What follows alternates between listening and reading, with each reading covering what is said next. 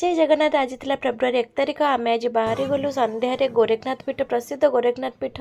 तो जेहेतु बाबांकर आज जन्मदिन था आम टोटाली माने ये ही नाला माने प्लानिंग ही नाला आसापी कितु कहते कथार अच्छी जब ठाकुर डोरी थी आप बसी जगार उठिक आस ठीक बसी जगार से उठिक प्लां करके आसिलु बाबा पाखक आसिक बाबा को देखिए बहुत ही खुशी लगे। मुझे देखी नी वर्ष 2 वर्ष हम तो देखिए बहुत ही खुशी लगे।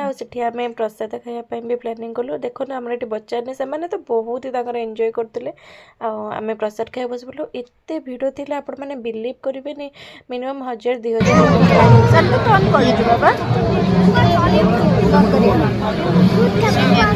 कौन खाइबो